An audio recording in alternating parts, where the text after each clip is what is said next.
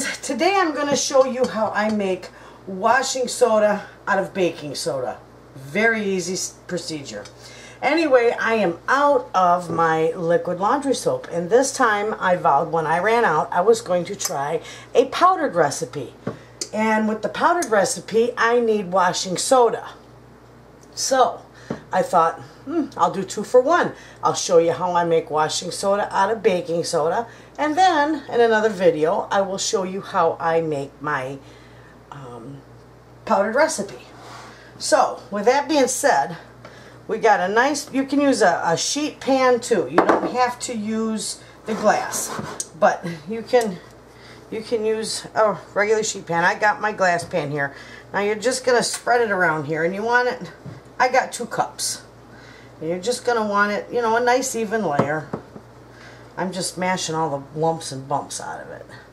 But this is going to bake in the oven at 450 degrees for approximately an hour.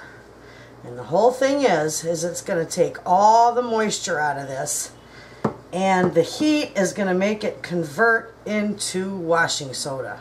Please don't ask me the science behind it. This one I have no clue on. I just know it works.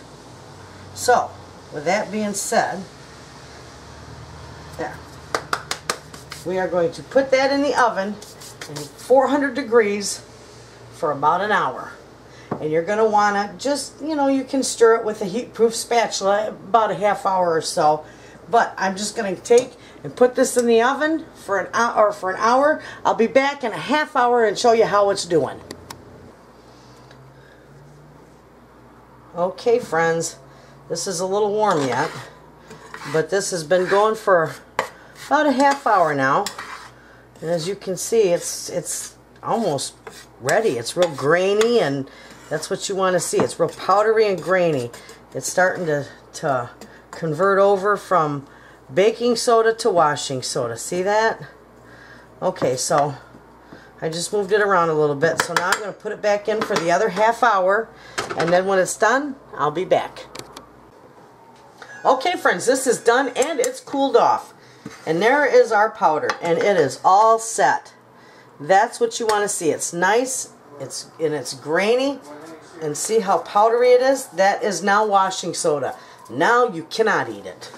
That's all I know about that. But that's how easy it is to put together some washing soda for your homemade laundry soap. So now I'm going to get it in a container, and then I can finish my laundry soap. Thanks for watching.